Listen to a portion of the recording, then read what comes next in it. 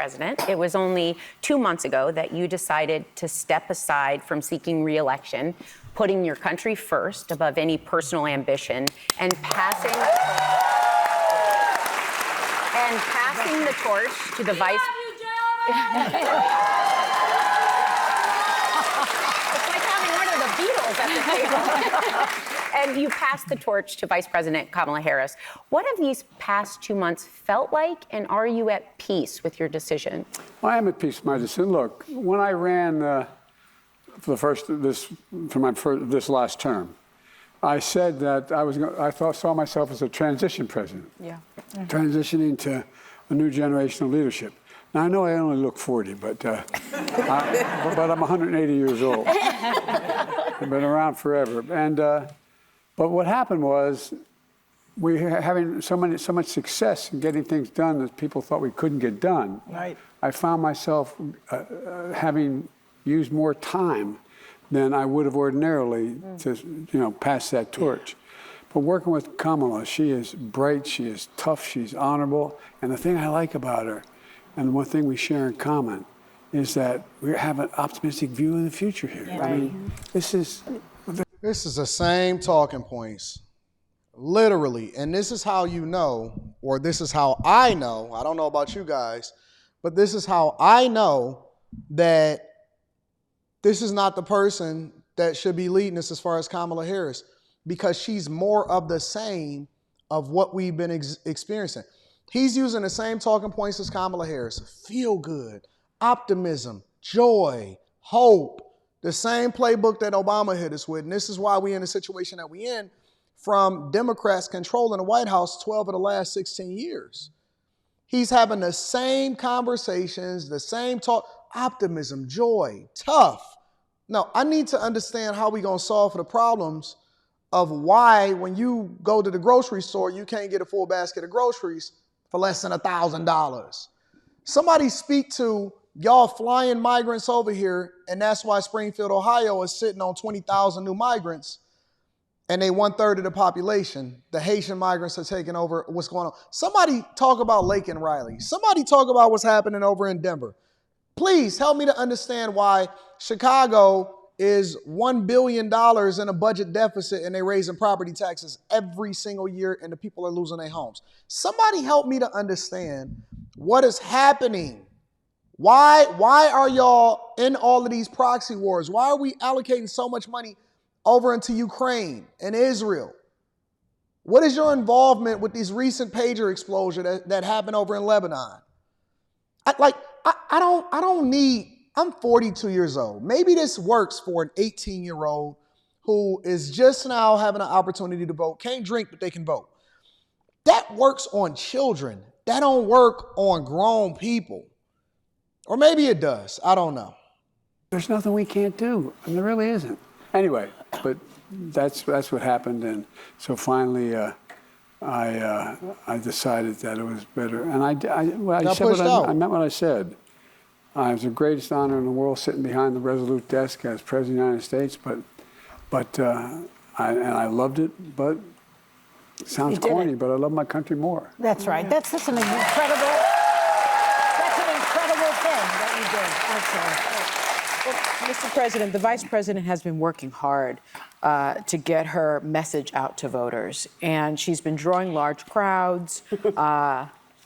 Crowds are a thing. This is the most most biased show in the world. There is momentum among Democrats. For as long as you count right. There is some momentum among Democrats that we're seeing. As the only person who has ever beaten Trump, what advice have you given the Vice President about how to win? Be herself. Mm-hmm. Look, she is smart as hell, number one. Yeah. She's tough. She was a first-rate prosecutor. She is a United States Senator of significant consequence. And as Vice President, there wasn't a single thing that I did that she couldn't do. Mm-hmm. And so I was able to delegate her responsibility on everything from foreign policy to domestic policy. Oh, so she was running the White House and she was in charge of the borders. See, y'all don't want to pick, when you listen to the Roland Martins and all of these shills I seen what happened, and you didn't really want to have no conversation with Michaela Montgomery, but that's a whole nother conversation. When you seen these people, and I looked at Roland Martin try to go off on which rapper was that? Jermaine Dupri, right? Because he was saying, hey, listen, you in the White House today, why isn't that you actually doing some of the things that you saying that you proposing to do, even though you're not really saying anything? And what all of their messages was, well, she not the president, so she don't really get to determine what's happening. And he just said, listen, everything that I was doing, she was there.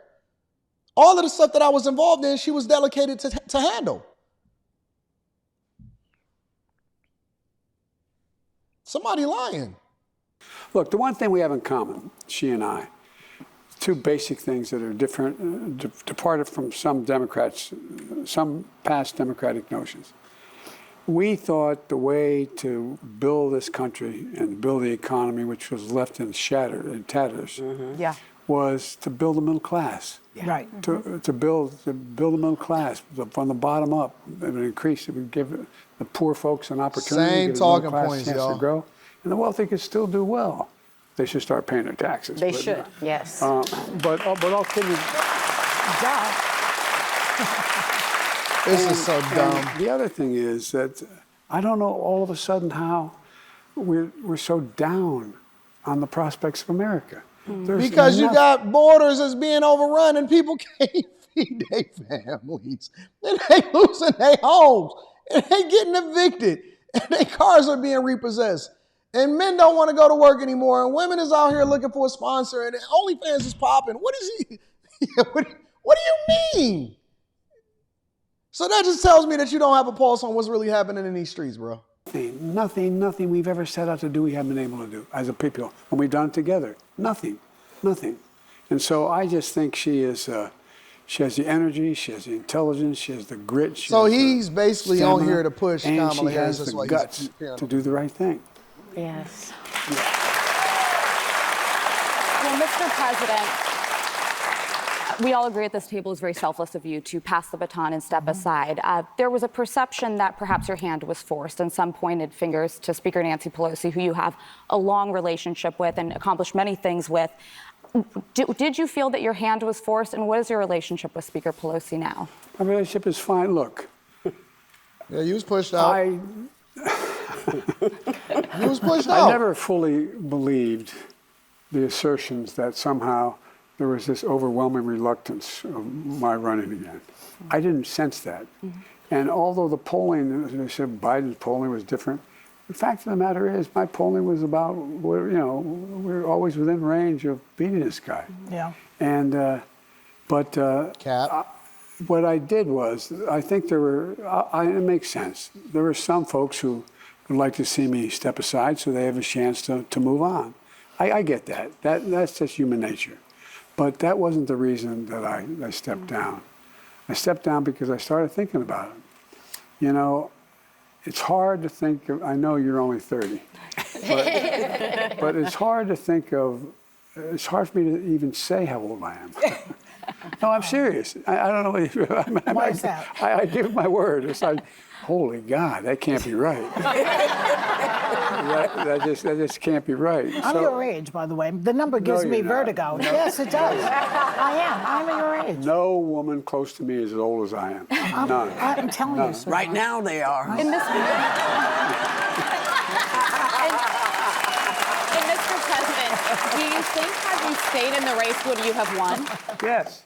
Yeah. I was confident I would beat Trump. Listen, He's a loser. I believe that he believed that he would, and I believe that he was pushed out. But no way in hell, not a cold day in hell, was he going to beat Trump in this election. Not even a little bit. But that's just my opinion. I'm curious as to what y'all think. Make sure y'all tap into the Patreon. Link is in the description. Also, T. Henley, 40% off your first order plus 20% off for life. I love you. I appreciate you. Let me know what y'all think inside of the comments. And then also, come and kick it with me at Atlanta. The link is in the description. Come kick it with me in Atlanta, and then come kick it with me in Detroit. The dates is on there. Go to the site, get your tickets, and let's kick it and put discount code Anton in there. And I'll give you some monies off. I'm out.